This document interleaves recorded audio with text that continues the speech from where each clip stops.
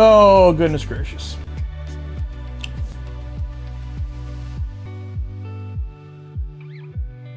I am, right? Yeah. Yeah, I am. Why isn't Twitch showing it, though? Why are you doing me like this, Twitch?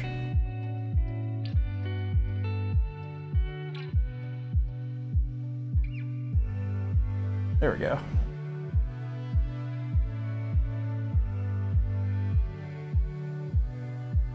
Boom.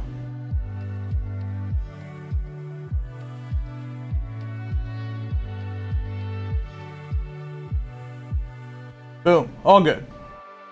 Hi. Hello. Greetings. I'm Eric Freshley. It's hot as a motherfucker today. And I just got out of a hot factory that worked all night.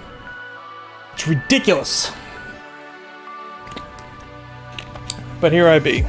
I got my air conditioning down like as low as I'm comfortable putting it down, and I'm still just insanely hot.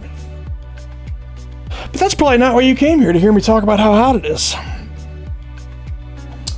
It's the Xbox Extended Showcase. We're about to get extended here. Boom. So they did this last year. With Paris Lily hosting last year. This year I saw on Twitter it's 2 different hosts.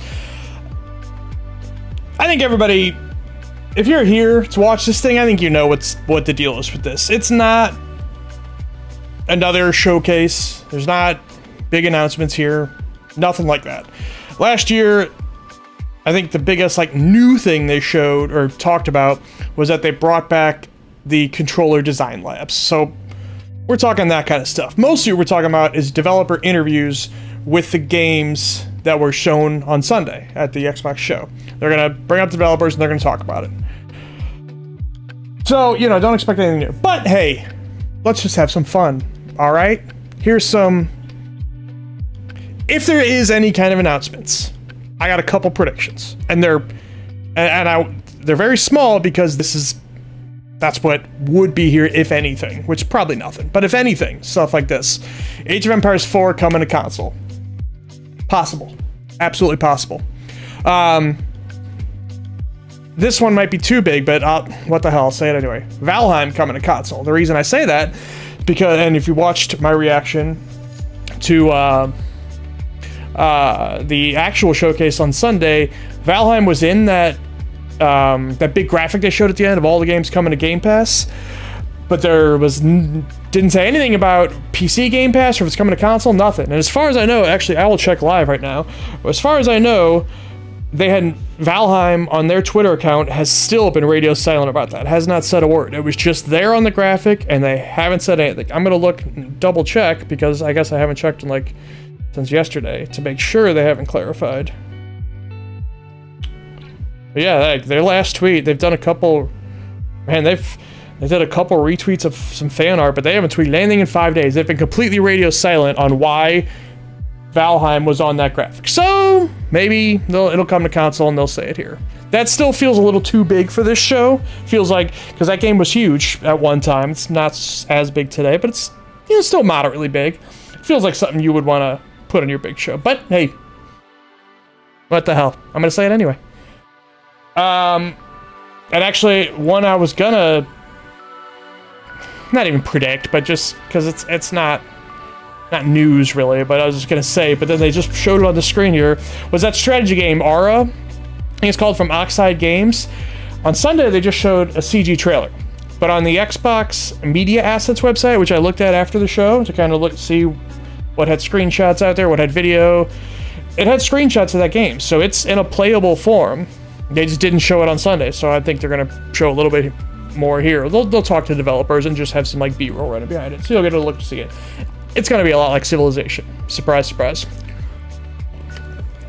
Still kind of pissed that's not coming to console, at least not right away. I'm sure it'll happen later, but that's annoying. I felt like I had one other thing, and I forgot what it was now. Oh, I'm still gonna go ahead and say 1 vs 100. I think the chances of that are almost zilch, but hey, what the hell. I want to throw it out there. It's gonna happen someday. We know they're working on it, or at least they had worked on it a couple months ago when Jeff Grubb reported on it. I guess they could have thrown it away, ditched it and said it's not working, cancel it, but boy, that'd be a bummer. GoldenEye's gonna happen at some point too, probably not today. GoldenEye fans been pissing me off recently. Don't know what their deal is, but they're just being jerks. Oh boy. Anyway, I don't know. That was shorter than I... What the fuck? That was shorter than I expected it to be. My little introduction here. Now I got 2 minutes to kill. And people are trying to say things to me.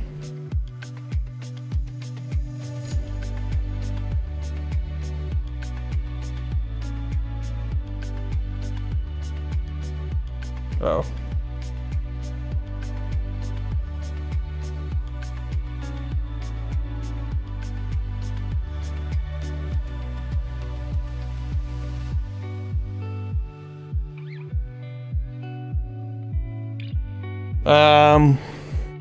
It's just stupid Twitter bullshit. So, I made this thing. As you saw, I've been using it. We'll hit the button.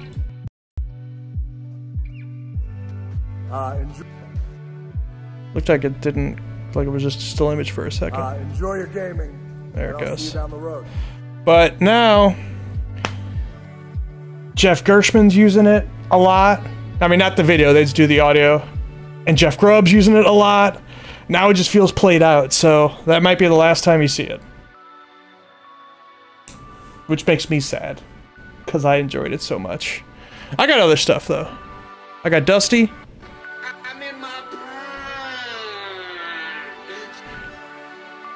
I got Tails. I got Brett Hall. That's probably too long to play now, though, because it starts in 30 seconds. And of course, I got Reggie. Reggie was the first one. Are you into rock and roll? But he always, because his is a still image with audio in the background, because that came from a podcast, there was no video with it. Like, I can look at the OBS way over there, and like, the first time I play it in a day, the image will pop up, and there will be no audio for a couple seconds. It's not perfectly timed the first time I do it. And then if I do it again, though... Are you into rock and roll? Much smoother. Alright, here we go. No more fun. Serious business time.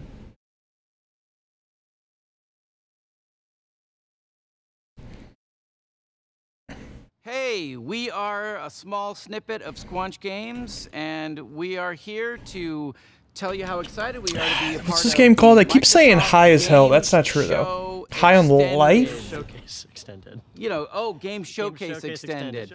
What's the need Game for the show- extended? Why add that extra Game word? Showcase Like, Extended. like, Well, is there I got one the that's title not wrong in the thing extended? then, but whatever.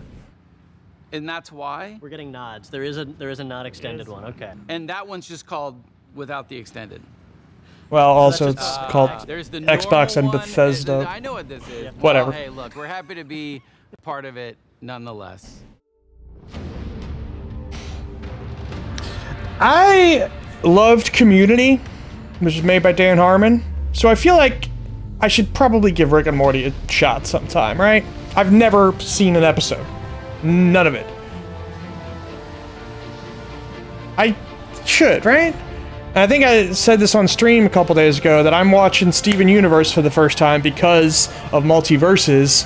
Rick and Morty, even though they haven't officially revealed them yet, they're gonna be in multiverses, so maybe I'll do that too.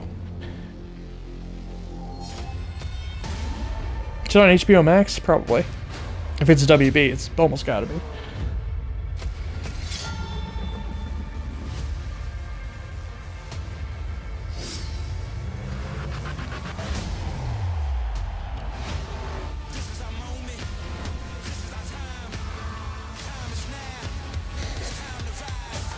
Oh, I'm so excited for Redfall. That was my highlight. Well, Redfall and Overwatch 2 were my highlights of the show on Sunday.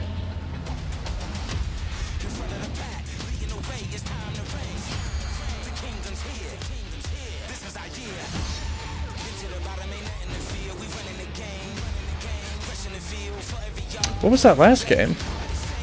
Between Flintlock and another one. And what's that game? Oh, that might be some of the Riot stuff that I don't really know much about. I tried League of Legends for like a weekend, and I get what's appealing about it. It was cool. I just didn't want to go down that hole. Plus, I don't play on PC like hardly ever. If they bring Wild Rift to console, which at one point they said they were gonna, maybe I'll try it again, especially if all the stuff's free with Game Pass, all the heroes.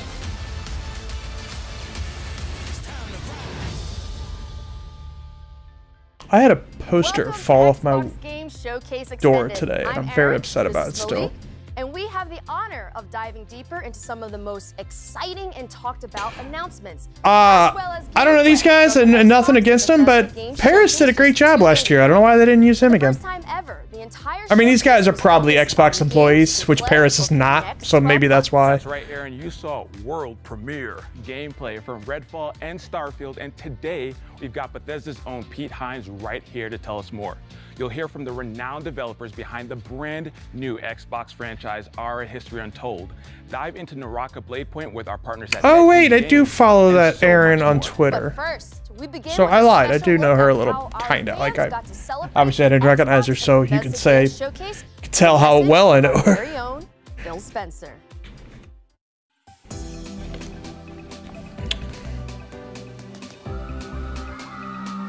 And of course, I don't mean I know her. I just mean like I love coming see to her on the like internet. This. You can just feel the energy, people loving to come together as a community, their love of video games, the Xbox fans. Just a really special time for everybody, myself included.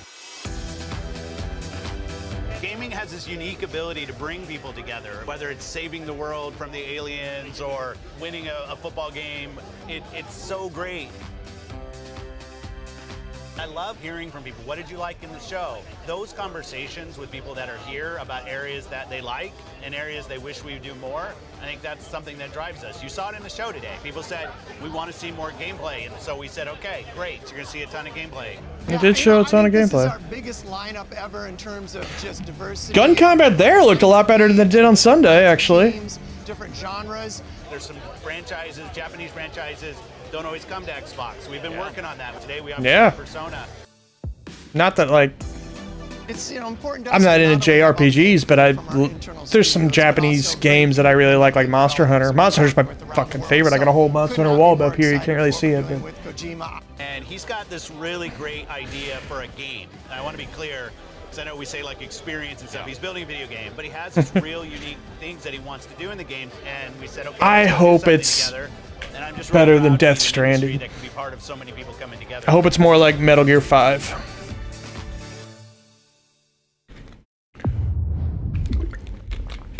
What are they doing here? Are they gonna just show the same trailers and then... Oh, wait! That looks like Valheim to me! I think, I mean, look, I don't know Valheim extremely well. I've heard it talked about on podcasts more than I've seen it in action, but... I think there might be Valheim. If so, I'm, like, a great prognosticator.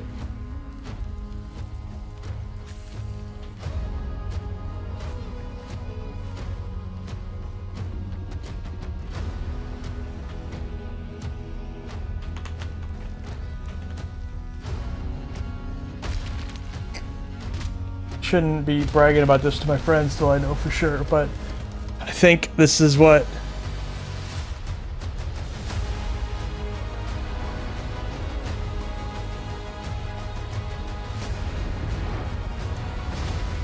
this is that, right? Boy, I'm gonna look like I just told my friends, so if I'm wrong, I'm gonna look like a real jackass.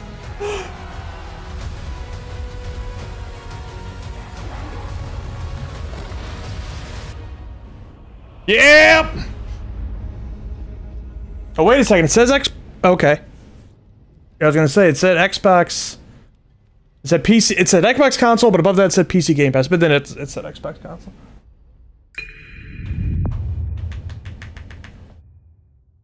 I called it in my predictions video last week, and I just called it now too. Y'all saw it. I'm gonna put together a supercut. With Todd Howard showing us how deep the rabbit hole goes on Starfield.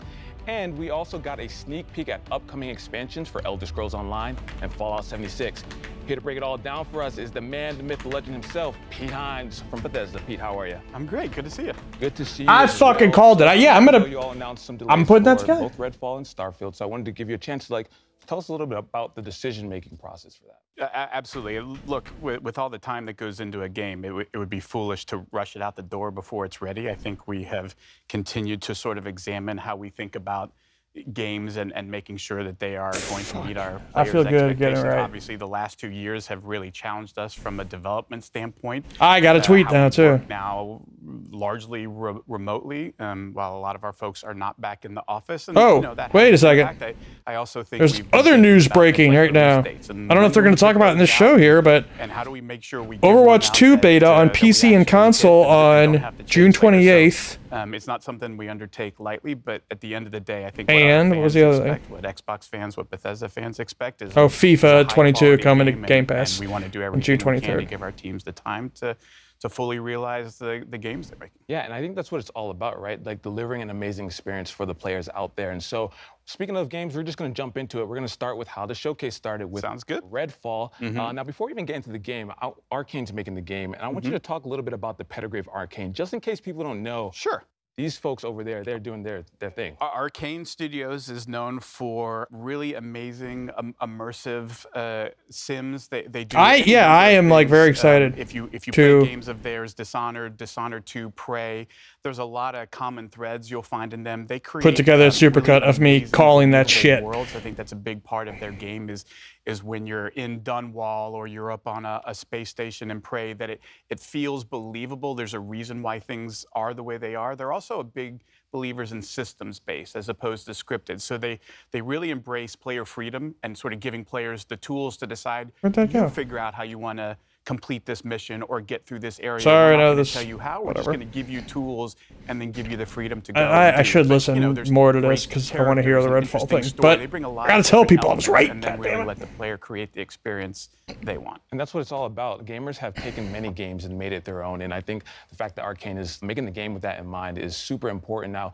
how similar or dissimilar would you say this game, Redfall, is from the other Arcane I mean, games? look, on the surface, it's a first-person shooter that you can play solo or with, up to 4 players. And so immediately you might say, well, it's not a single-player game, so it must be wildly different.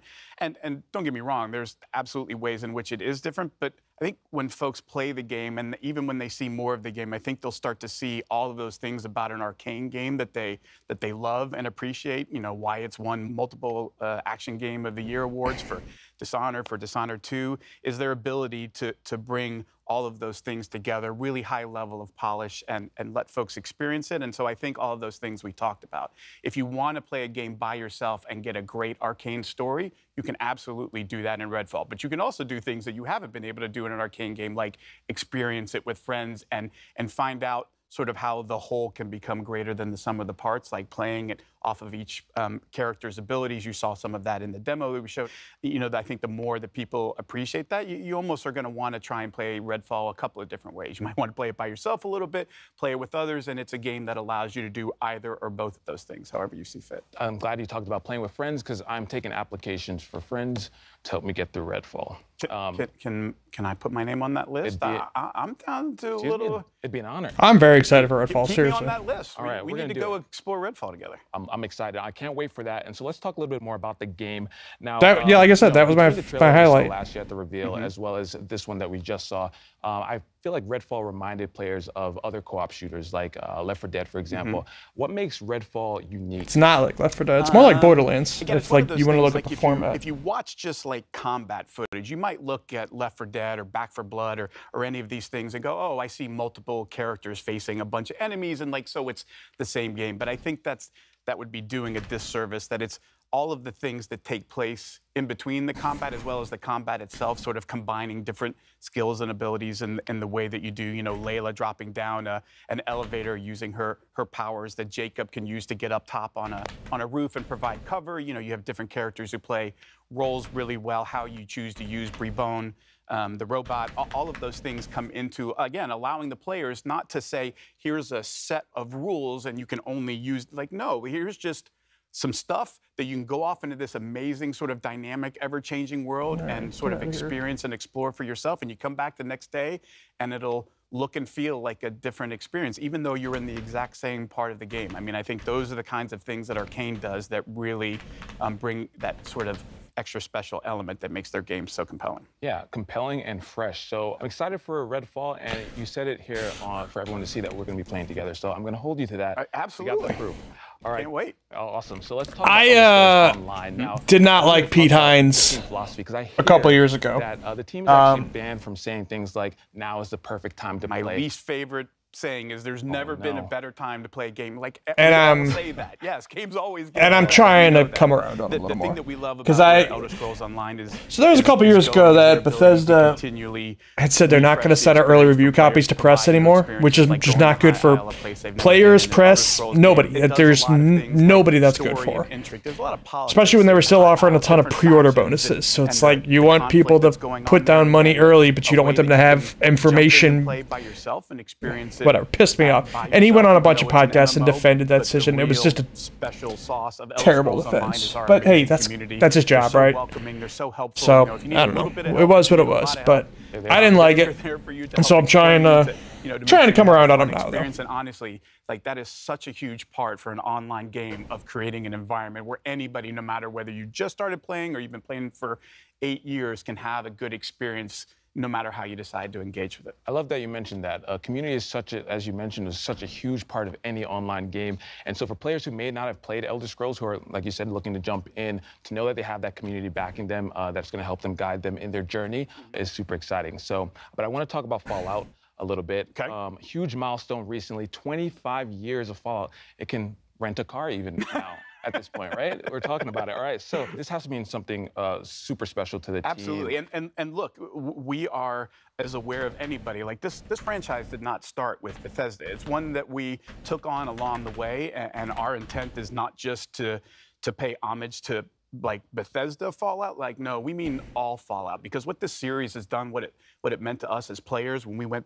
and played those games, played the original Fallout, Fallout 2, and then what the franchise has become, and sort of growing and finding an even, a new audience with Fallout 3, Fallout 4, Fallout New Vegas, Fallout 76 is something we really want to celebrate. And honestly, what's going on in Fallout 76 with the pit and your ability to continue to push the boundaries in an online game of story and meaningful player choice, and as you're going along, making decisions that kind of matter and have a real At some point, I should get into Fallout 76. I've heard it's a lot better than it was at launch. From its launch, like, we're keenly aware of how that launch went, but we are also keenly aware of the incredible amount of effort and dedication from all of our teams across Bethesda to say, like, I've heard they've made it a lot better, so I should give it a go, especially in co-op, especially on stream too. Where Fallout 76 is now is truly remarkable when you go back and look. Is it full crossplay? I think it is, right?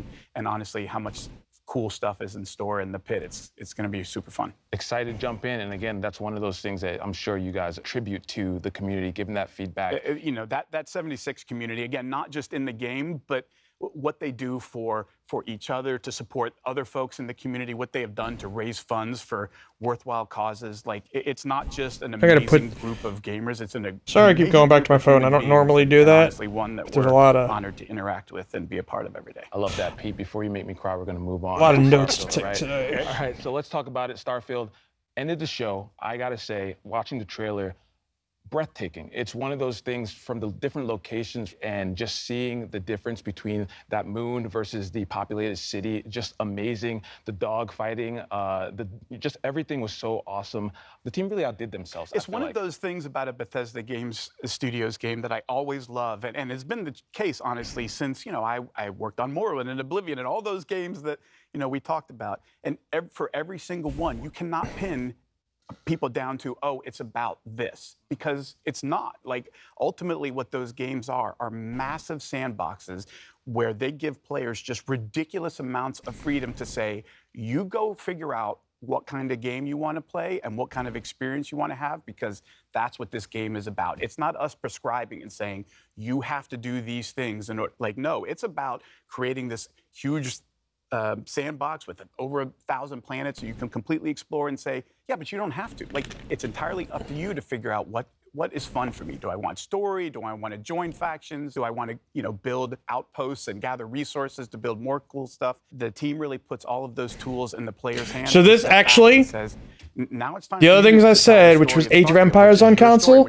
now I'm feeling a lot better about that prediction. I think that's really where the I still think 1 vs 100 might be me reaching too far, but what the hell? I got one right. Let's just keep going with it. I'll say them both. What does Bethesda define an epic RPG as? I think, again, it's sort of leaning into, look, there's a lot of folks who take a lot of different approaches on what does an open world mean. And This isn't a lie, right? They didn't say that. Always pushes themselves to the most freedom and least limitations, right? Where the what's weird? In the world are all real things. When I sit here normally and play games or whatever, I don't normally cross my legs.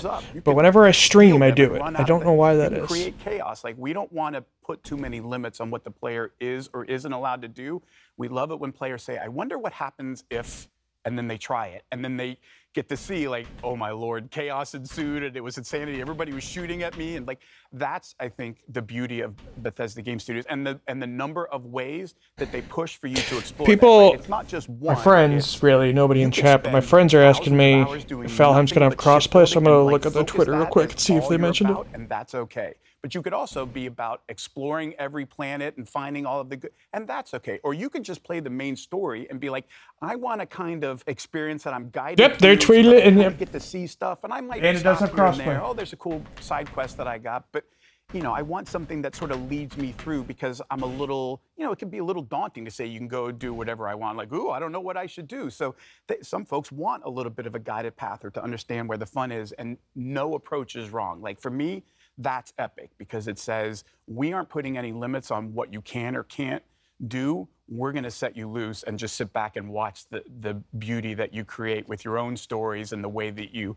solve problems or choose to spend your time in this world we've created. I love that. And you know, what you said about, you know, those moments that maybe you experience that I don't, like, those are some of the best moments if I think back to playing RPGs when I'm discussing with my friends, oh, did you see that? No, I didn't see that. Where did you see it? And having them go out and find it. So I think that's going to be one of those things. We talk about that a lot, that sort of water cooler moment. Exactly. Of, like, you come in the next day and you talk to everybody about what you did, and you were like, wait, I did that quest, but I did this completely different thing. And you sort of start to appreciate all of the choices that you could have made you didn't even realize were an option. Like, oh, I didn't even think about doing that. Like, oh yeah, I just ran in and stole his ship and shot all of his crew members and took off. Like, you can do that? Like, oh yeah, you can do anything. Like that, I think that is a special part of a Bethesda Game Studios game. And when we say epic RPG, we mean all of the stories, all of them. All right, you just gave me some ideas for stealing people's ships, so I appreciate that. That's going to be top on the list to do in Starfield. Now, we saw quite a bit of combat and action in the game.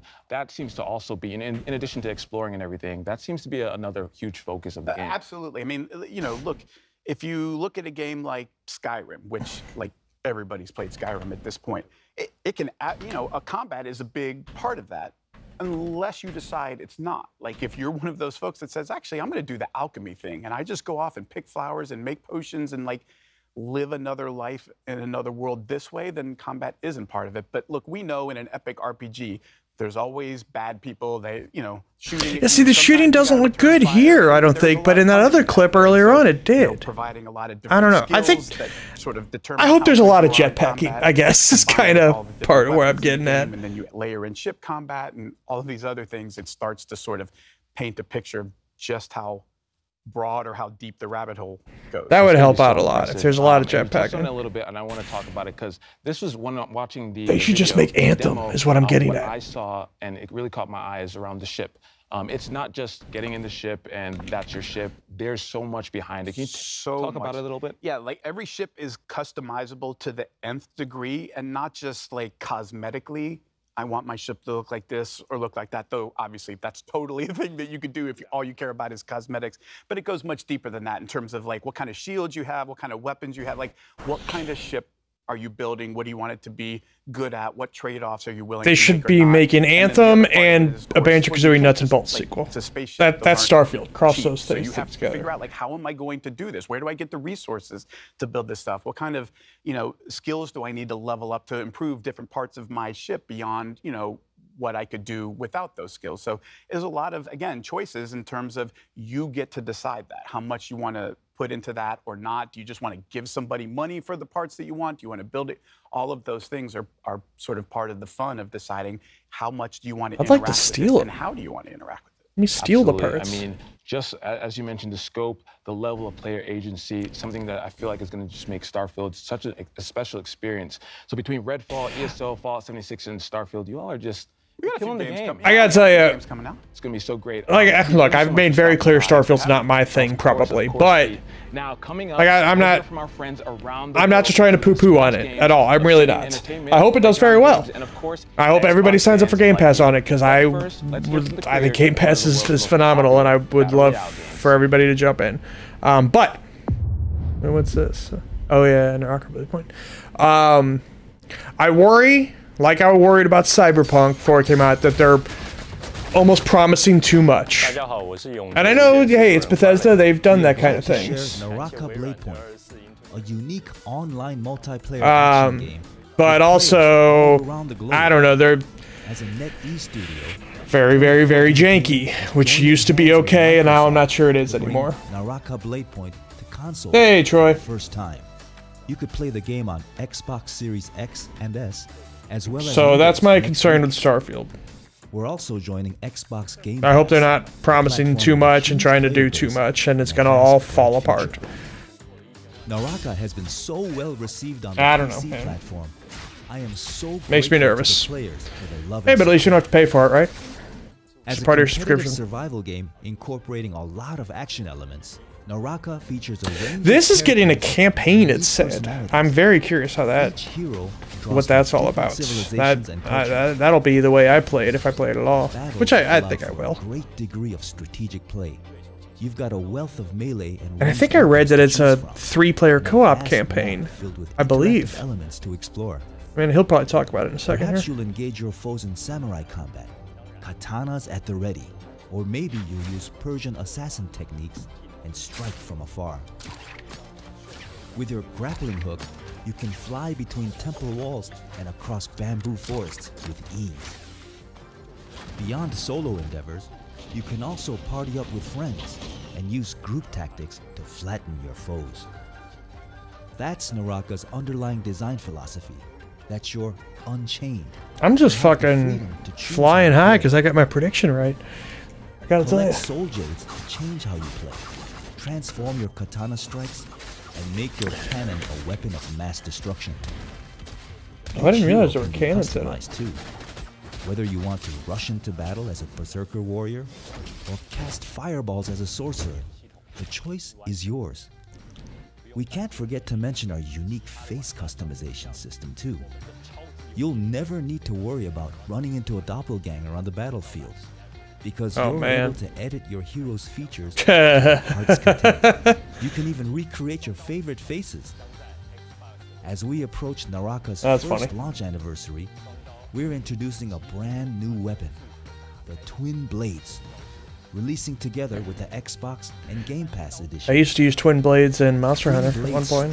They looked very different than this. Sweeping blows. We've seen similar weapons in other games, but here in Naraka, it comes with a style all its own. Charging up strikes is usually a high-risk, high-reward move. With the Twin Blades, you can charge up while moving and keep your momentum as you unleash a flurry of combos on foes. Since its release, Naraka Blade Point has launched its own faction clash game mode with Omni's Nightmare. What does that mean? The thrilling a faction time mode, Shadow Surge. There have been many what are those modes? Well, but our Tell us about them. Has eagerly asked for a campaign mode. Yes. We're always listening to our player base, and we're happy to announce that the wait is over. Players will see the first chapter of our campaign mode. Oh, it's episodic. to take on new and it is 3. Yeah, all right, I'll give this a go. disarming a boss won't be as easy as disarming another player. This seems fun. PvP and campaign mode are two entirely different games. Further campaign chapters are also in the works, so we're eager to hear. I wonder what those other modes are too. Is there just like a straight up horde mode? Working on an Xbox One version. I don't want to play against other See people. more players join Naraka later this year. But I'd play like a horde mode. Launching on Xbox Series X. He mentioned two other modes but didn't describe what they are. 23rd, and it's included with Game Pass at launch. I'll have to Google them at some point. Now's your chance to dive into the world of Naraka Blade Point. 快来体验我生无拘吧。 What's the date today?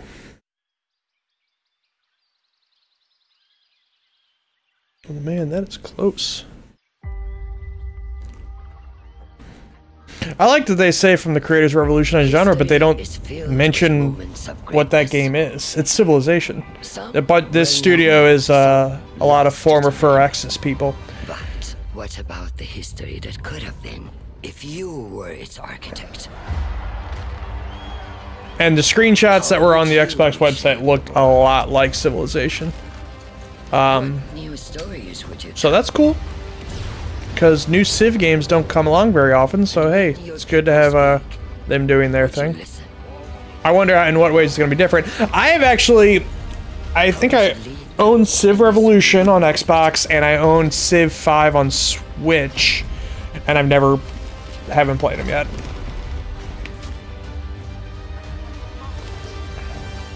I just really wish this was coming to console. With moments of greatness. Maybe it will eventually. Crusader Kings 3 did. It took like 6 months. Civ 5 even didn't come to console right away, but it did come.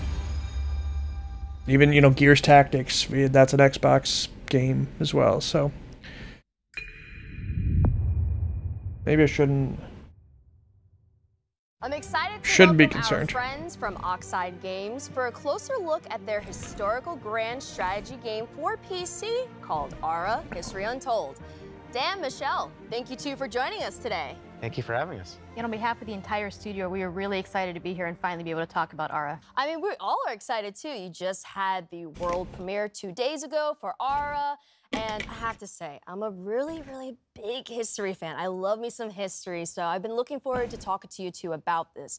Now, we all know this is not your first strategy game, but the vision behind Ara is so ambitious. So tell us more about it. And also for those who are new to Oxide Games, we would love to hear more about the studio as well.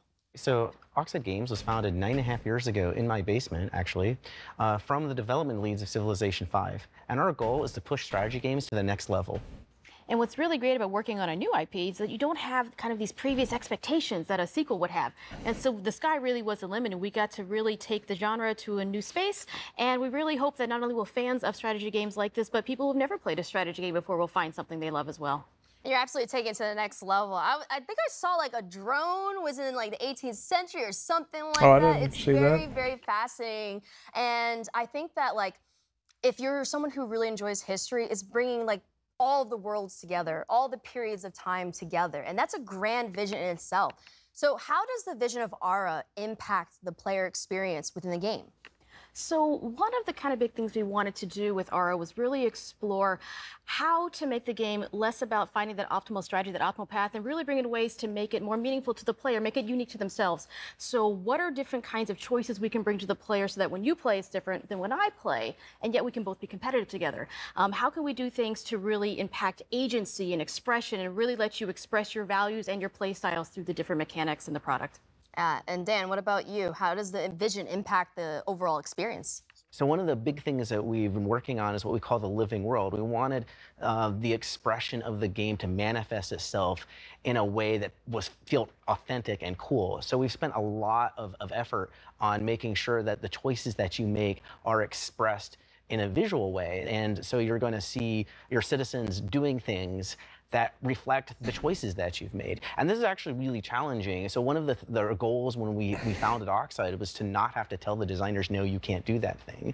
And so the game is obviously huge. It's just massive. And so it was a very large technological constraint from doing something like that. But we have our own proprietary engine that allows us to really bring this alternate Earth to life. I think that's the beauty, right? Because in history, the great thing about learning history is that you learn about culture, you learn about stories, you learn about things that are probably brand new to your eyes. But the way that Ara helps you remix, reimagine, and rewrite history is a beautiful sight to see. And I'm excited to get my hands on it, and I'm sure everyone else is who's watching. So let us know, where can we learn more about it, and when can we get our hands on it? Because I need it today. Well, within the next 12 months, we know that. You can sign up for the Insider program, which will give you a chance to join the technical alpha and play the game later this summer, which is super exciting because we've been playing it, all the time, and so now you'll have a chance to play. Dan, Michelle, thank you two so much for giving us the lowdown on Ara. Really appreciate it. Thanks for having us. Grounded is finally leaving early access and moving into full release with a highly anticipated story mode. Here's Adam Brennicke and Eric Dorabella from Obsidian Entertainment to tell us more.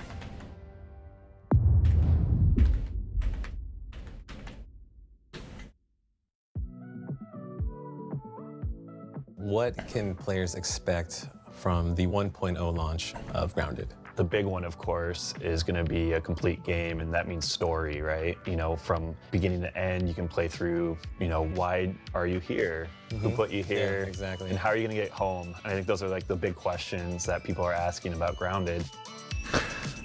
Originally, the spiders are scary in this game. Just wanted to make a survival game, and one of the jokes was, "Hey, what if we did backyard survival?" Everyone was like, "Yeah, that's a very unusual idea." Too scary. But I think there's something there. Can't handle them. It literally actually made my stomach like drop. I hate spiders. My last apartment had fucking brown recluse prototypes constantly. It was some of the cool terrible. Things, like the first time we added like the spider. What was I looking for? Yeah. Seeing the reactions of people in the office, like even like jump scares, like people screaming.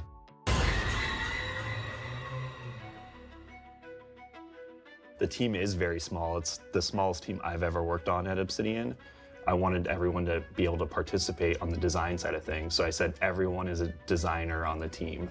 And I think that extends into our community and how we're building the game in game preview and early access. That's probably one of the big successes of the game is how close we work with the community and take all their feedback and suggestions. I think it's super rad. For a game developer too, that is a huge thing just to get people's feedback constantly. Oh, Troy says I'm definitely gonna get it Grounded sometime. Yeah, it looks at the end of the day. Like all the stuff they added looks very cool. I don't know. We're at that point now that the don't normally get into survival games, which probably sounds hypocritical because I just talked about Valheim. I hear Valheim though is very good for people who don't normally like survival games. I think I know what you're talking about. Plus, I'm just more excited that I got my prediction right that I am to actually play it, but I am going to play it. I know a lot of players are just waiting for the story to be finished to finally jump into the game. People who played the game previously are also like holding out for more content. I think it's just going to pull a lot of people back in and gain a lot of new players. So Adam, we have the Broodmother from last year. It was like our first big boss. No. And we came out with a bunch of mini bosses like Termite King and the Assistant Manager. But in this trailer, we're showing players the Mantis. What can they expect from this? So I don't like that either. To finally show off the Mantis. I know that's been a big ask from players that they want to see a praying mantis in the game. They've been asking for this for a long time. Do we have anything else that the players can get excited I don't dislike it as much as the spider, but I don't love it. One of the new boss fights, but there's more to come, right? Like potentially many boss fights that we have planned for the full release of Grounded. There's a lot more secrets and other things to uncover. When we reached 5 million players, that was already super crazy. And then we hit the next milestone of 10 million players still being Xbox. Doubling it, right? Yeah, in Xbox Game Preview Early Access. That just goes to show that we have a lot of people. A fantastic game. You're too close to that spider. Surprised at like how much Grounded has grown.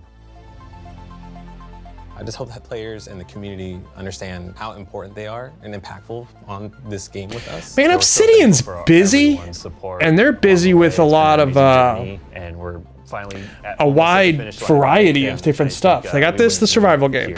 They got Pentiment, which is probably what they're going to show next, which is a very small scale thing, but still.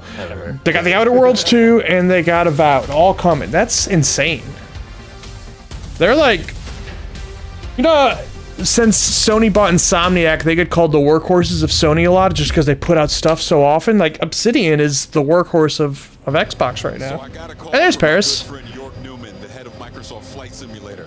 He told me it was imperative that I meet with him. So I'm in this helicopter, we're flying to this location, we're on our way, let's go. Paris is a really good host of stuff.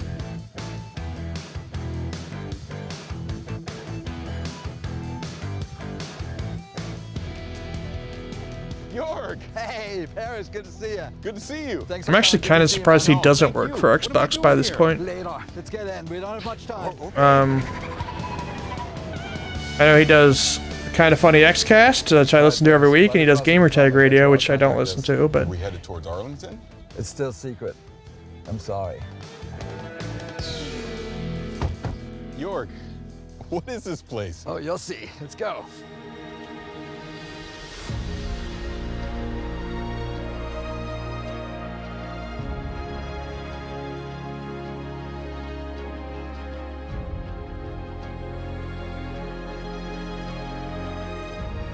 Wow, look at this place.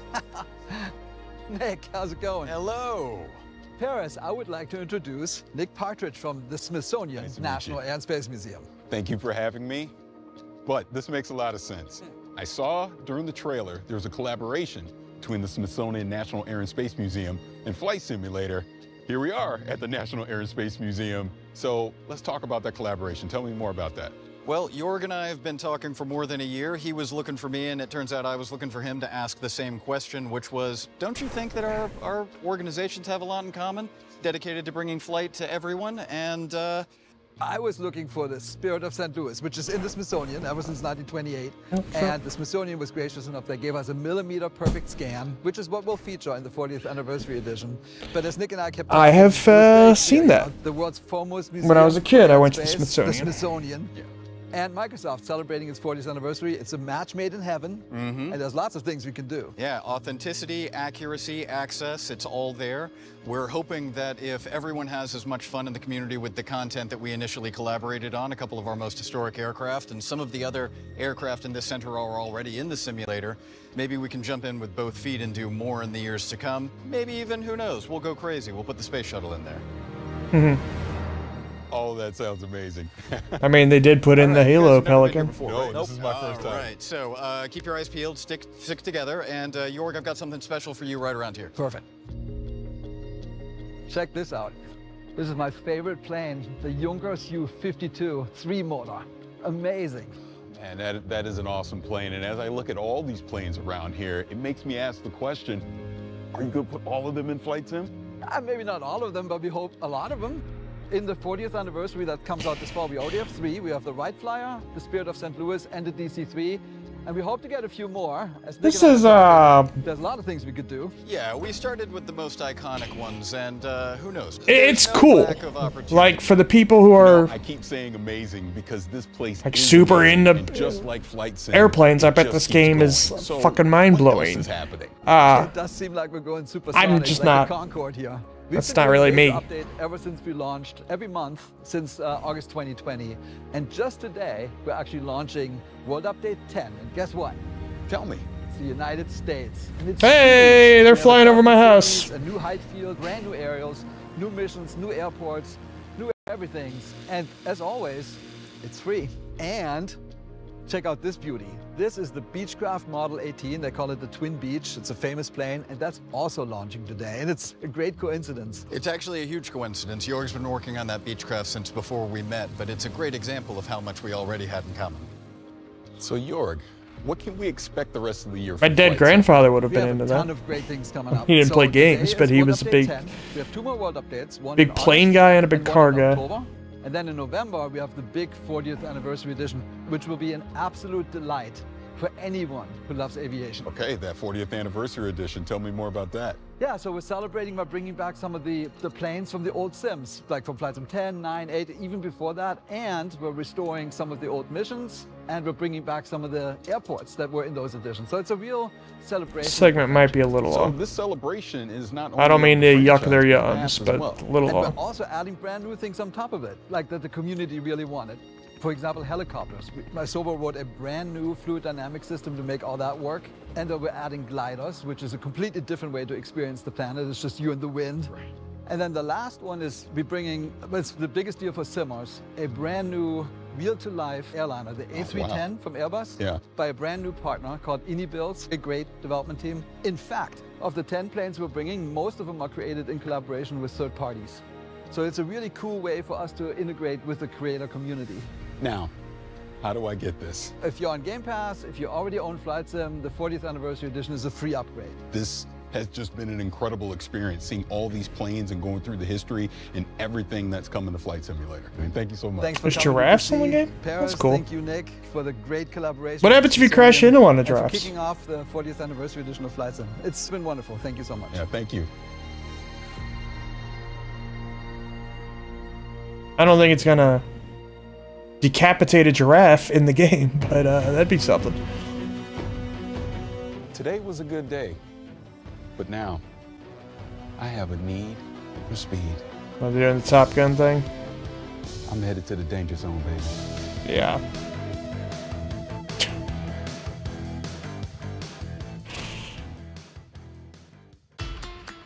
They're not gonna. Okay, I was gonna say they're not gonna talk about the Top Gun thing, are they?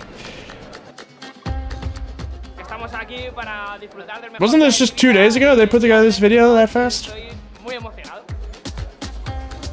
mean, I guess, you know, WrestleMania, they would have a highlight video by the end of the damn day, so it's not that crazy, but...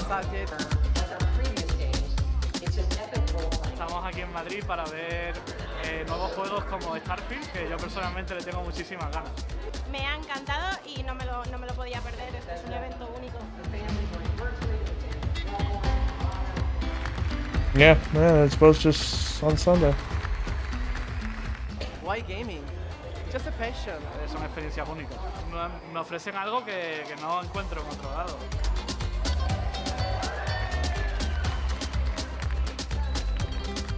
Lo que te digo, es como una familia para mí. Me ha parecido genial y un cierre para un evento así, maravilloso. Just the passion that people have. I feel very welcome. I've never had really I'm a huge game guy, obviously. I've never really had desire to like go to a convention. It just feels like a lot of people and I don't know. Like I don't really want to go to E3 or go to PAX or anything. I love watching them from home. A little bit, but like Microsoft I don't itself. want to go. I don't know. They're Gatlians just like me.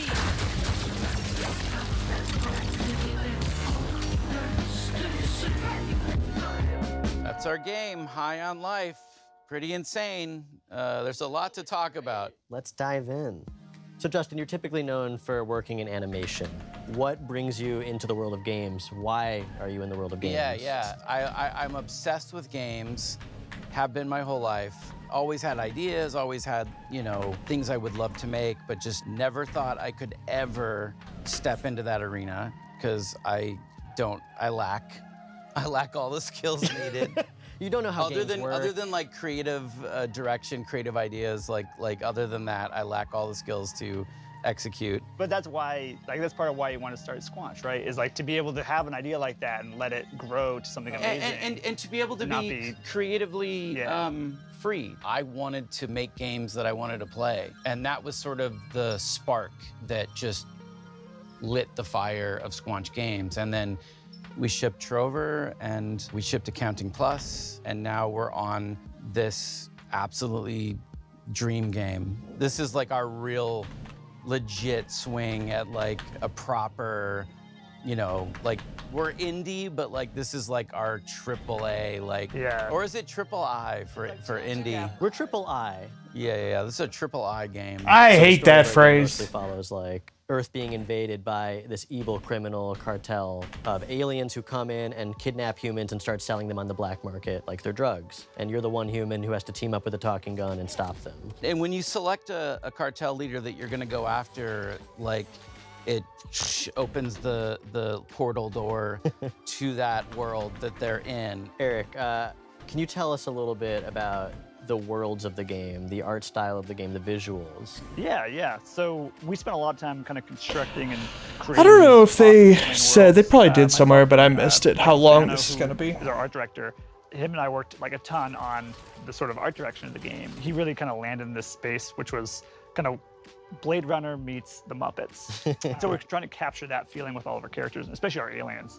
And then each world is its own kind of unique flavor, right? I think some of the ideas I'm into this, very kind of I think. core thoughts. Like we want to have an awesome alien, like drug-dense spa. Looks fun. Asteroid. And yeah, what makes me really excited is the sort of really clear and like it's almost deceivingly simple. I've heard a lot of people Save the Earth, humans or drugs. poo-poo it for the So Alec, the humor in it. The guns are these. But a lot of people say that about Borderlands, and doesn't bother me too much in Borderlands. You'd find on Earth, but they've evolved to be just gun-like in their own way. And so this race of Gatlians each has that their looks unique real personality, their cool. unique set of That abilities, that and gun you're there gonna be with the effect rescuing on them from that. this evil alien cartel, and together, you got to stop the bad guys. And get more Gatlians. Yeah, collect more Gatlians. Yeah, a lot of Yeah, all players right. are gonna Yeah, have this very seems pretty different neat. Experiences depending on what gun they favor. Yeah, you kind of pick your favorite companion to have out a lot. Gun seemed Hear their crazy. Dialogue, be part of different dialogue scenes and stuff. Yeah. Look at us blasting away. And sometimes you can unlock the Of guns course. in a different order than another player has. I'm gonna say the thing that I say with almost every game. You would have been able to I wish there was co-op, the other order. but still, it looks real cool. All right, so we've talked about this crazy good game that sounds amazing. Why should people be excited to play it? Because it's on As a Game Pass, so you don't have to studio, pay we for are it. Attempting to bring A-level adult comedy into video games. Something I love Adult about comedy. Squanch is Ooh. we would put a lot of effort into things that a lot of It's other getting studios wouldn't nasty. even bother with. Like a single small joke that 5 players might find. Okay, now I can. I love that stuff. I love like edge casing and I need like, a water. That's what makes you remember a game. Yeah, like if a player's trying to break the game in a certain way and then you have an answer for that for them, that is like such a memorable and amazing moment. It's almost like watching TV, but the viewer is able to reach into the TV and poke a thing, and the character has to respond to that. And there's so much fun to be had for the You can most skip part. it all. We worked really hard on it. If you want to skip it. Yeah, if you want to just like miss out on like, you know, Yeah, some if you're of like the a big coolest... dummy and you don't want to play the game at all, that's fine. We're not going to judge you. We're just going to be upset.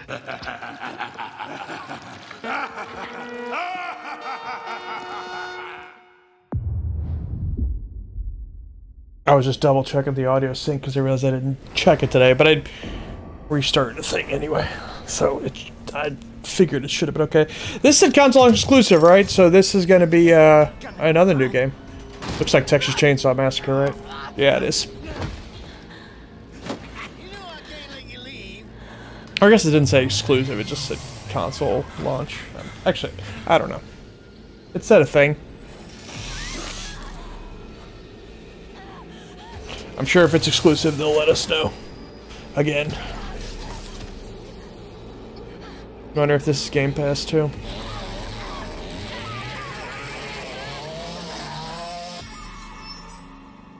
Oh, I forgot it was multiplayer, but I believe they did say it is Game Pass 2023.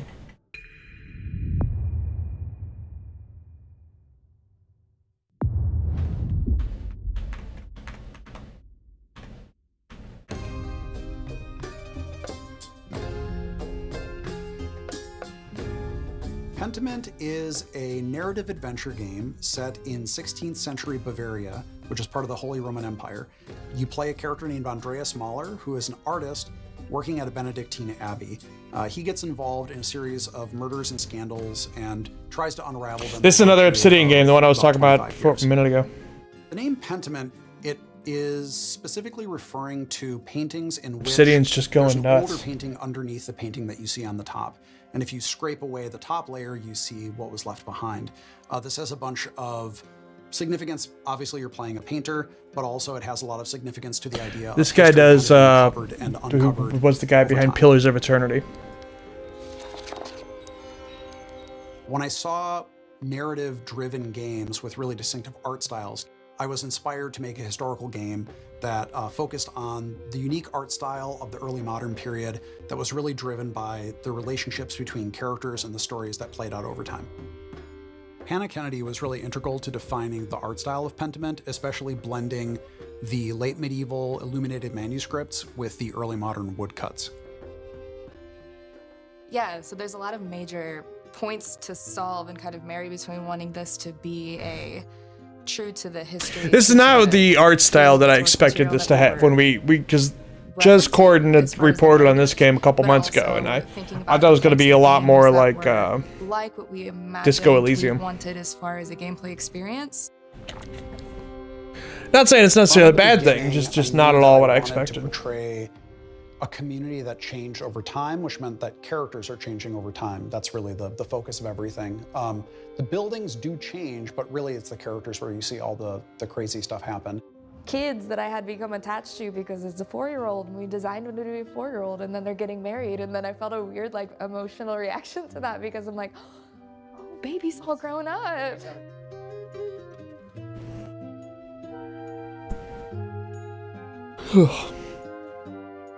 I think the 16th century has always been really interesting to me because it was a time of such social upheaval in Europe. I think when we look at social change in the past, it seems like isn't the guy from Texas Chainsaw Massacre in Dead by Daylight already? Maybe more aware than ever that social change is happening constantly, and people are always struggling with it. It's always a difficult process. And so I hope that by looking at people from the past, we can see that even though the setting might be different and the specific issues might be different, ultimately we always struggle with social change.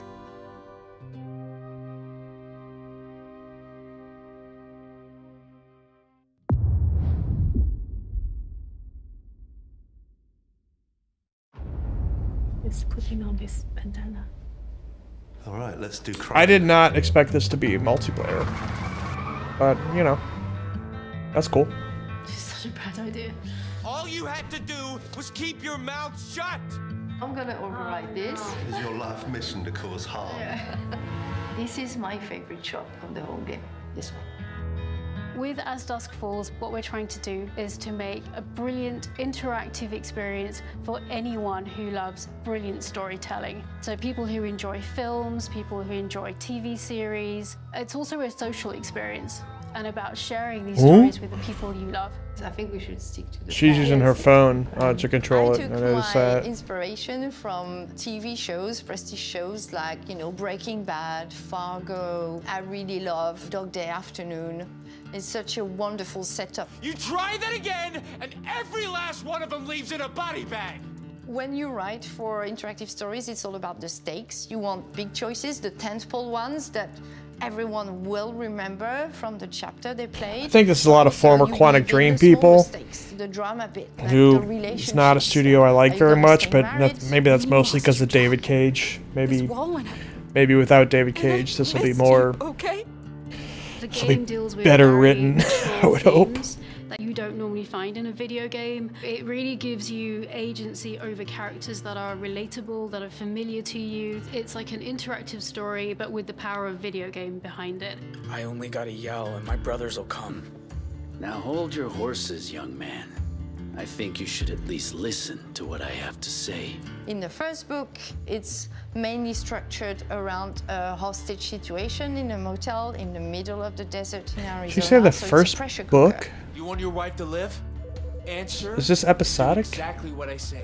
Book 2 takes another. Or are they all entirely gonna it's release this at? across They're multiple gonna release them all at states one in the point, US. one time.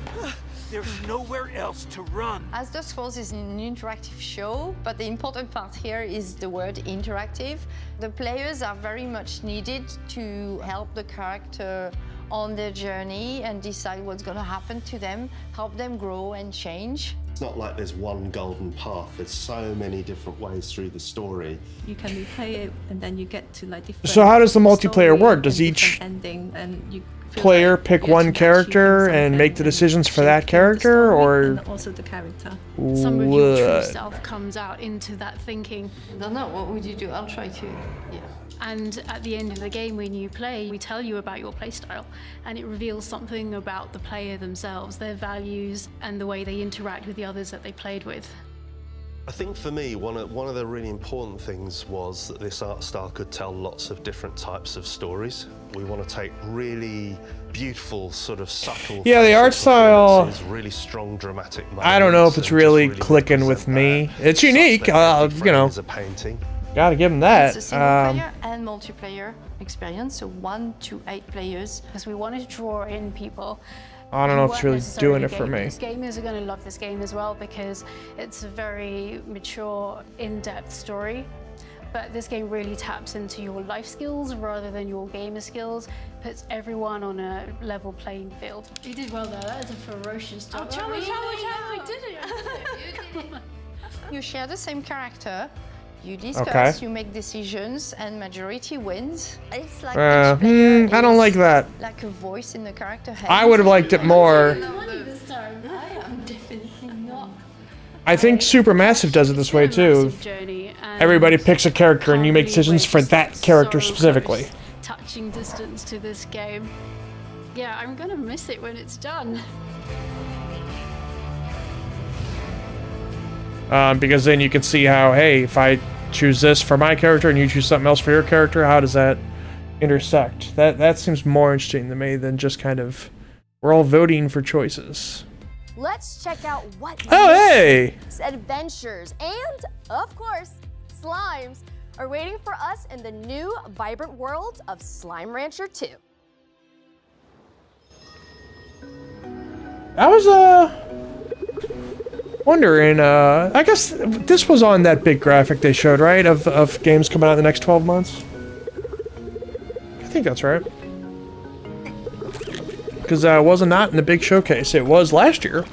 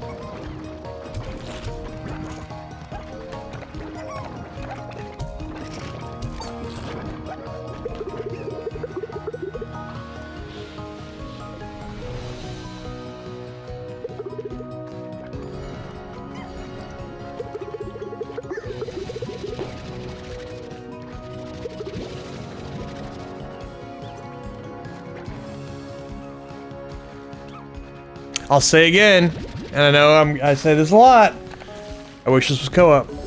Maybe it will be, maybe they'll reveal that here, either today or later on. Probably not, but could happen.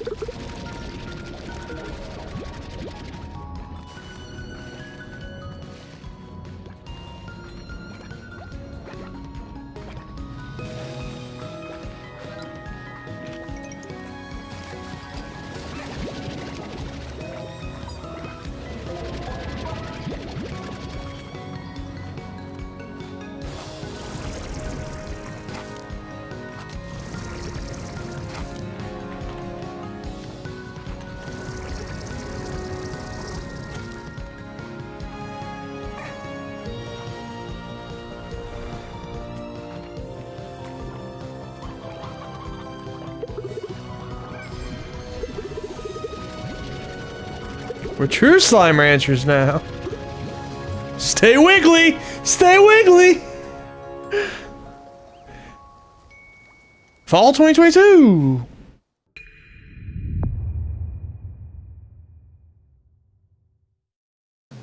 Alright, time to get going. First trip in a while. Put this in here. Australia. Passport. I need a passport. Where's my passport? Passport. What game's in Australia?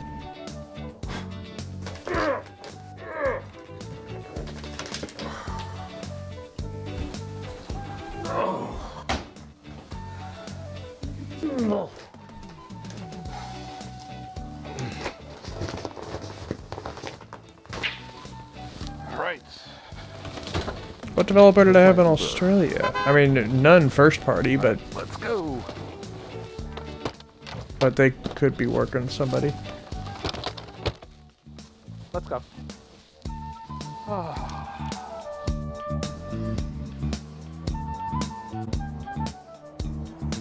That was a small suitcase for a trip all the way to Australia.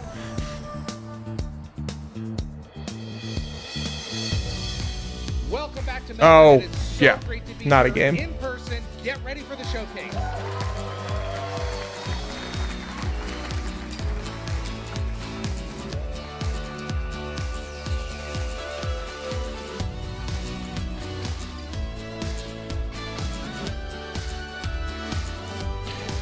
Stay wiggly.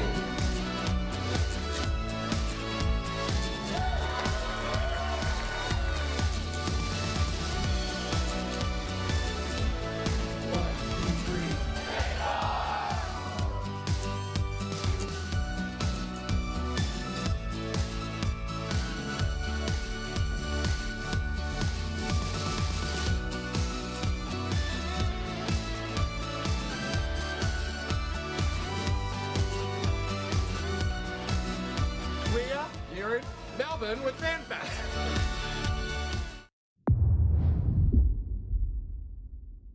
Hot Wheels coming to Forza. Well, Hot Wheels came into Forza. So excited to tell you Forza all about Forza Horizon 3, 5 Hot Wheels, but the that's first fine. expansion for Forza Horizon On the Sunday showcase, I wore that same shirt, except mine's white. to bring Hot Wheels to Forza Horizon 5's Mexico. Our fans have been telling us for years about how much they loved Forza Horizon 3's Hot Wheels expansion. So we've been waiting for the right time to bring everyone another Hot Wheels adventure. It was rad as Forza hell. Horizon 5 presented the perfect opportunity to bring Hot Wheels to life like never before with the power of the Xbox Series X and S. It really does sound like the perfect time for Forza Horizon and Hot Wheels, so I'm wondering if you can tell us a little bit more about what to expect being in the clouds of Mexico this time. Yes, you travel to the clouds above Mexico to visit the Hot Wheels Park, which is comprised of over 200 kilometers of the fastest, most extreme tracks yet. Once there, you'll join the Hot Wheels Academy and set out to take on Forza Horizon's most extreme racing yet and prove yourself a Hot Wheels legend. Let's go.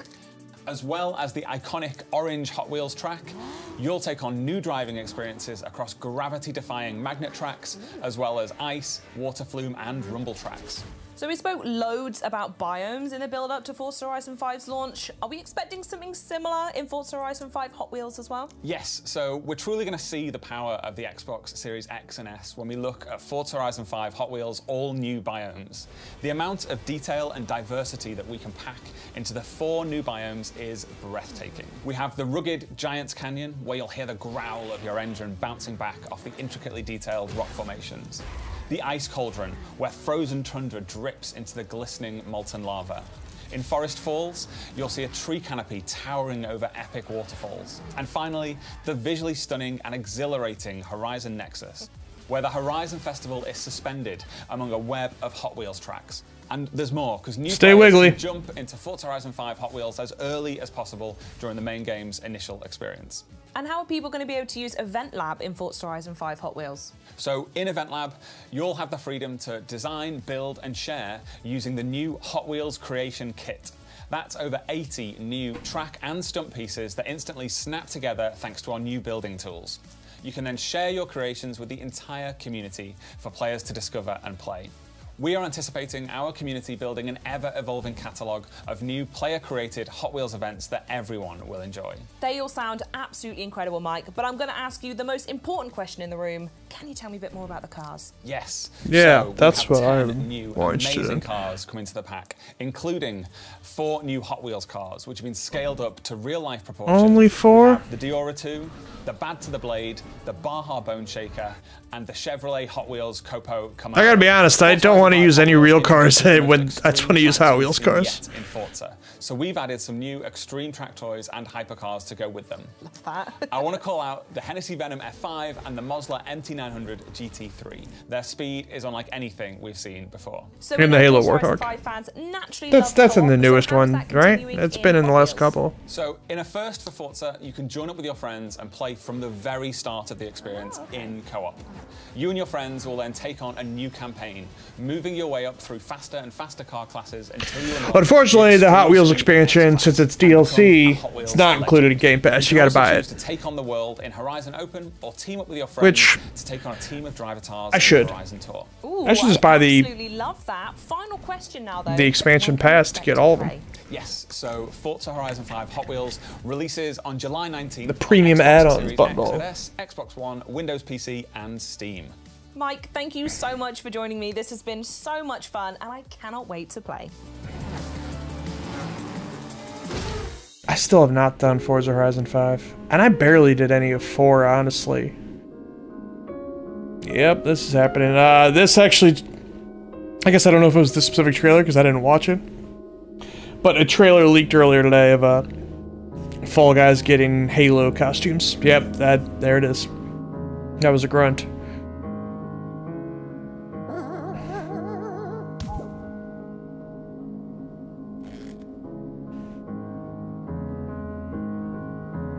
That's the grunt. And where's Chief, though?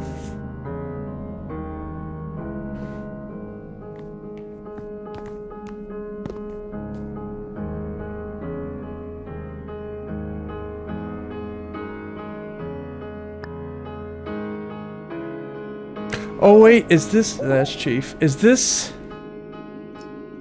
a parody of that old Halo 3 commercial?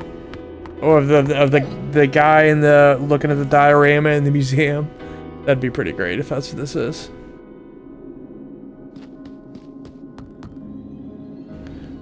I think it is. That's pretty funny.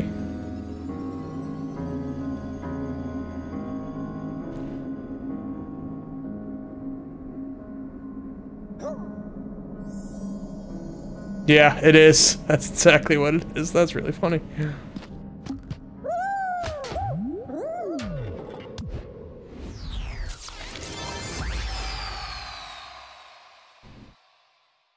Well, you gotta... Now, onto our next Got a block, limited time to get those of course. costumes? Minecraft Legends is the action strategy take on the franchise you never knew you needed. I'm here with Dennis Rees from Mojang Studios, who has just released the world premiere trailer of Minecraft Legends. Is this a Pikmin? It looked like a Pikmin. I mean, this is a really exciting time for the team. Let's talk Minecraft as a whole, though. That game, I have nothing to back this up, but I feel like everyone on the planet's played Minecraft at this point. I've not. That wasn't enough for you all. I played Minecraft Dungeons and had a good time with that. And now we're moving on to the recently revealed Minecraft Legends. So one, tell me a little bit about what it means for the team to actually be able to reveal the game. I've never touched normal Minecraft. Minecraft Legends is. Well, we are so excited to finally be able to talk about this game with the world. We've been working on this game for some time now. Minecraft Legends is an action strategy game. Is set in the Minecraft universe. And in order to build this, we really wanted to partner with a great company that understands strategy games. Blackbird. And so that's when we reached out with Blackbird Interactive. Yep. And in doing so, we were able to create an experience that is welcoming for people who may have not played Minecraft, but also people who have. And I mean, you've seen the trailer. It's about going and traveling through these beautiful biomes, exploring this world that is familiar yet still mysterious. And so as you explore these lush biomes, you collect resources, and then you use those resources to build defenses from these dangerous but very cute piglins. And in those offensive, you're able to fight them stop back crossing my and send them legs, back to I where swear. they come from. And you know Just what? gonna sit here? You're gonna probably want to build some alliances with some unexpected friends because they're gonna help you actually defeat the piglins and send them back to where they come from. Oh, I'm looking forward to it, and I love what you said about trying to make a game that's both for fans of Minecraft that exist and new fans coming in.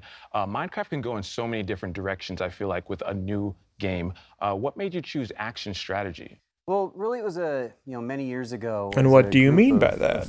Is it a Mojang sitting Pikmin? around talking about what game genres they really enjoy, and action and strategy were the most popular ones that came up. And so we started to think about who we could partner with to build that experience, and that's where we came into Blackbird Interactive, and that was back in 2018. What else has Blackbird Interactive made? The Let's look. project was codenamed Badger.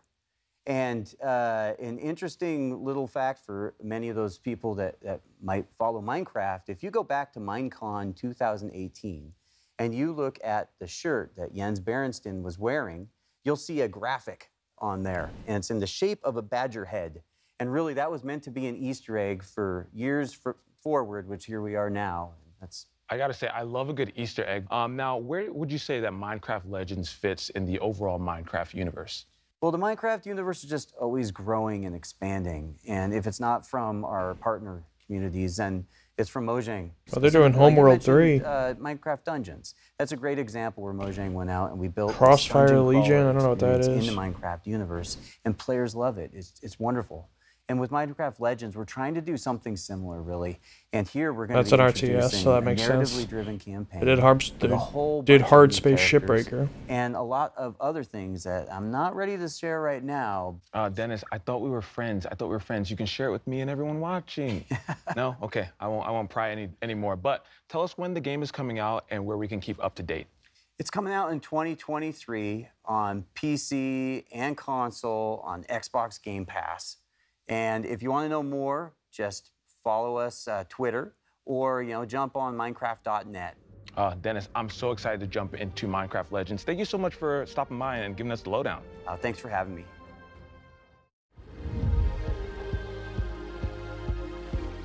What up, everybody? It's your boy Kirsten, aka Kayvon Dubin. It's your boy.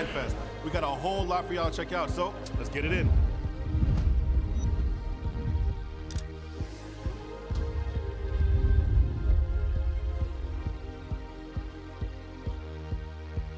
It's your boy. Your boy, it's him.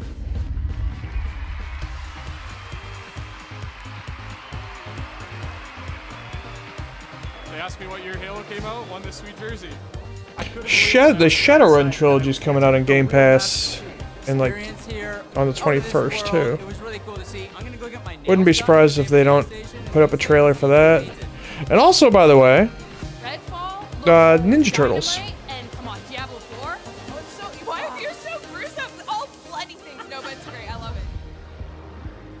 What a day we had today. Thank you everybody for showing up to Xbox Fan Fest Toronto. That's my boy. Had a lot of fun, saw a lot of games, great experiences overall. And yours too. He said so.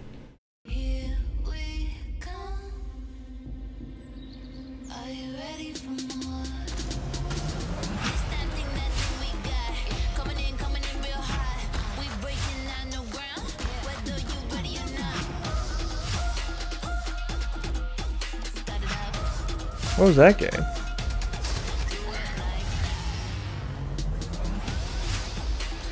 Tinykin. Wait, are these coming to Game Pass too? This would be pretty cool. Tinykin is another Pikmin-like. What the hell is that? Are these just indie ID at Xbox, or are these Game Pass? Because that would be pretty exciting if they're Game Pass.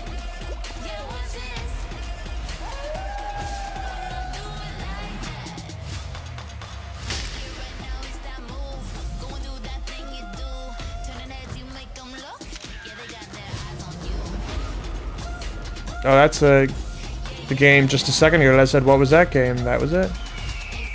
I saw a crazy looking cat. Soup Pot! I saw this in a show about a year ago. Oh. Yeah, this game has always looked super cool. It's only on PC though.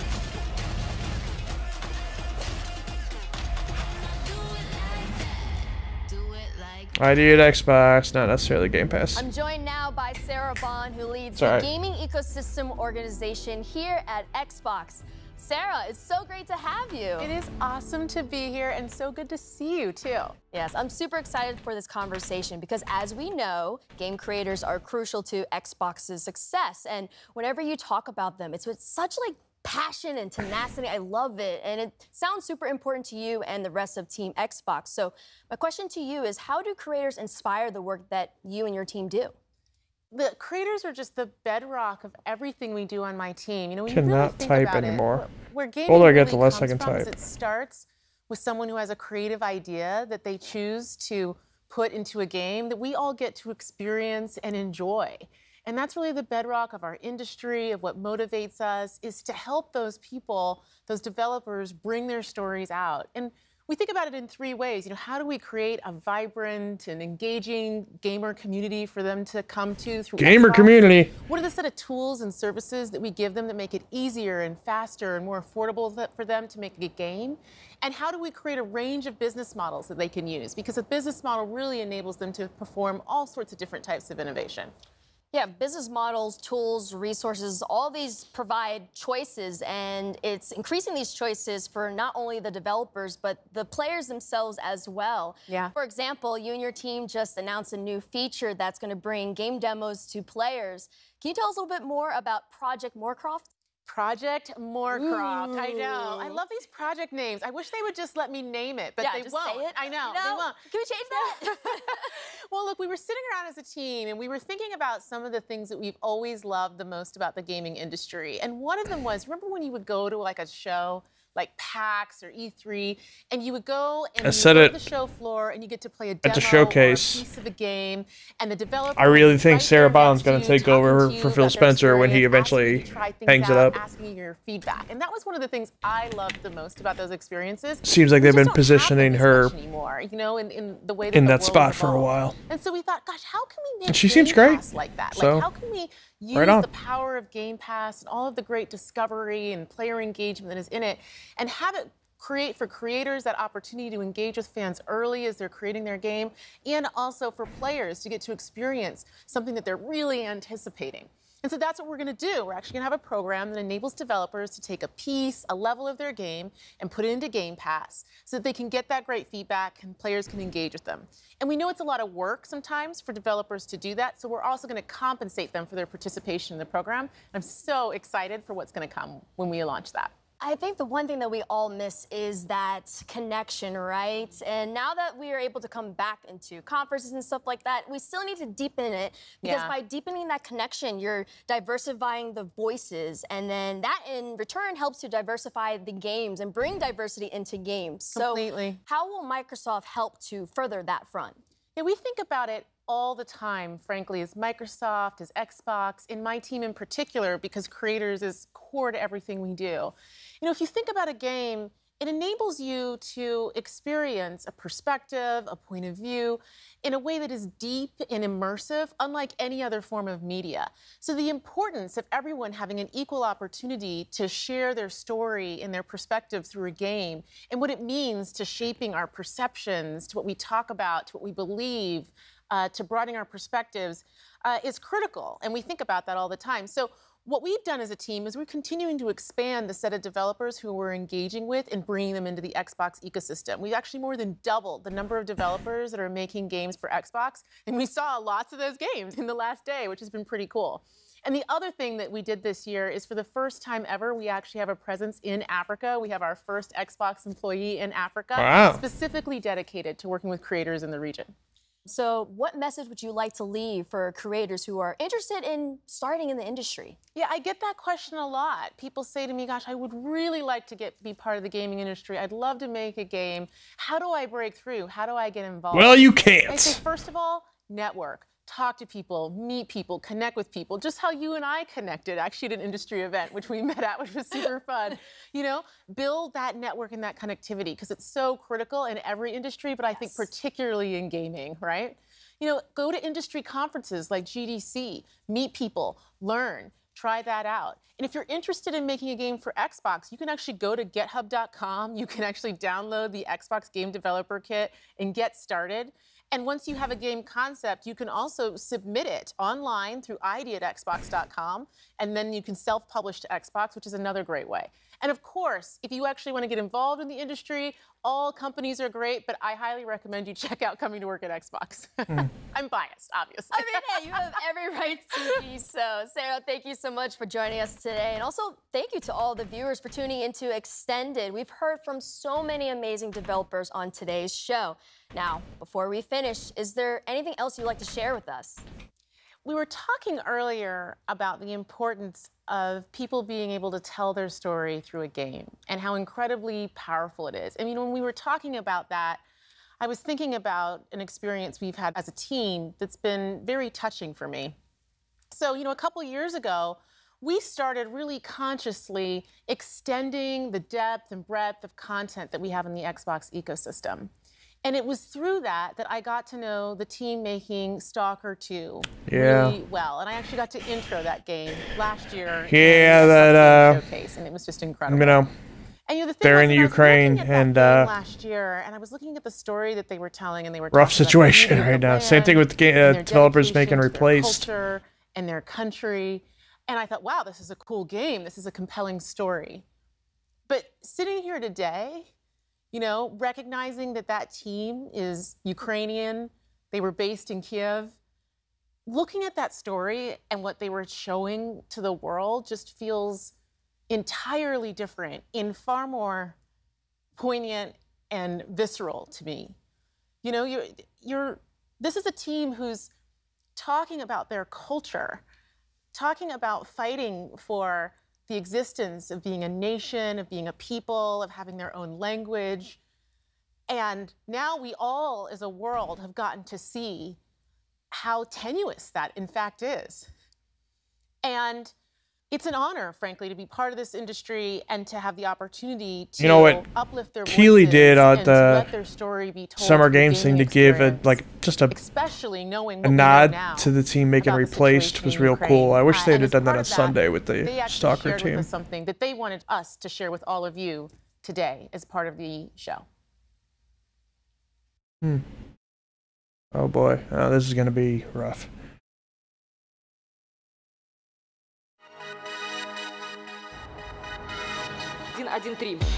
Есть.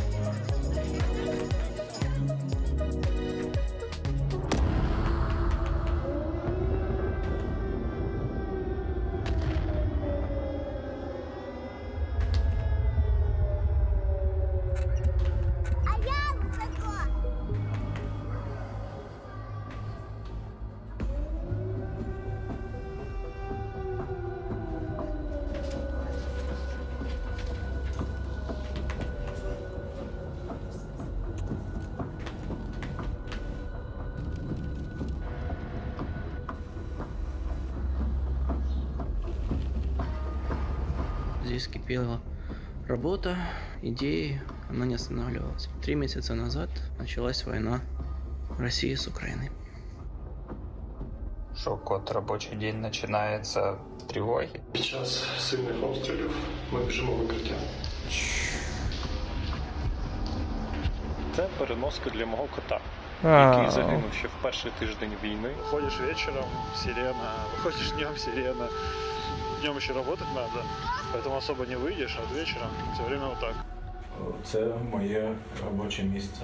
Вже 3-й місяць я живу і працюю в коридорі. Зі мною живе одноокий пес, врятований з-під обстрілу в Гостомелі. Зараз мені важко писати квести про війну, коли вона йде навколо. Yeah. Yeah. Работа в перерывах между сиренами. Like I would say. Волонтерскими задачами. Світ ще I mean, побачить, наскільки нас what do I know? But I would say pause the game, man. Like, it's not important right now. Меня зовут Александр. Я являюсь сотрудником компании ЖСК. Я с Мариуполя. С начала боевых действий была потеряна связь с моими родными и близкими.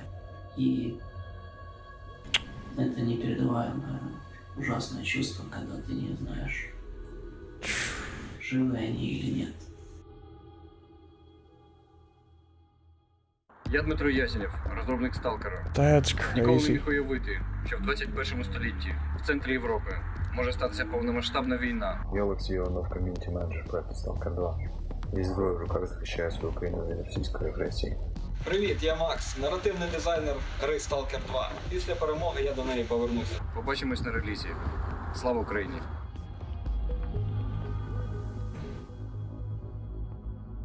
Yeah.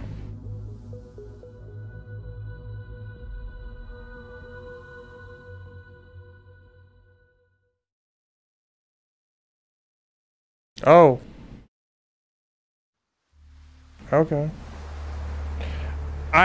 That video, I know that's It's a hard thing, but I wish they'd shown it on Sunday when more people were gonna watch. A lot more people were gonna watch that show than this one. And I know, you know, it's would be a drag on the press conference, but it's important, obviously. We will listen. The zone has remained stable for years. Besides, we didn't establish the most advanced institution in human history without first guaranteeing its safety. As the head of the Scientific Institute for Research of the Chernobyl area, But I'm glad they did. Don't get me wrong. Like, I'm glad they did better now than never. how big are these risks exactly? The zone reveals a whole new world. We can stick with the old one, fearing change. But tell me, do you want our descendants to remember us as cowards? Or as those who dared to venture forward to a new, better humanity?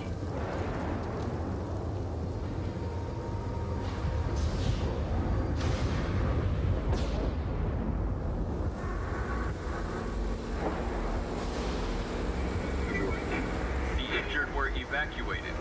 I remind our listeners that a similar incident happened in our region quite recently, ruining homes and livelihoods. Puts the game in a much more somber context, and it was already a somber game, but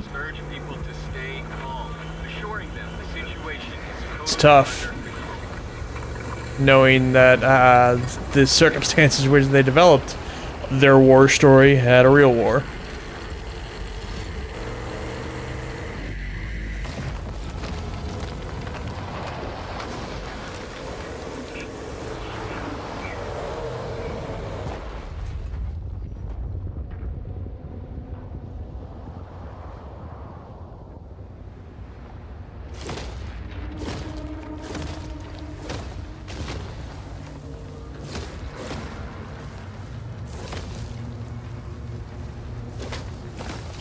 One of those.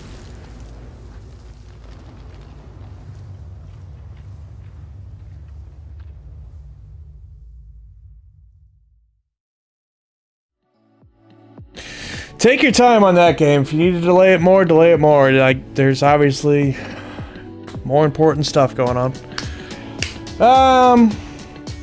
But anyway, like, they, that was fun. I mean, it's weird to say that was fun after that ending there, but overall, the whole thing was fun. And they had more news than people expected, like with the Valheim thing, Texas Chainsaw Massacre thing, Slime Rancher.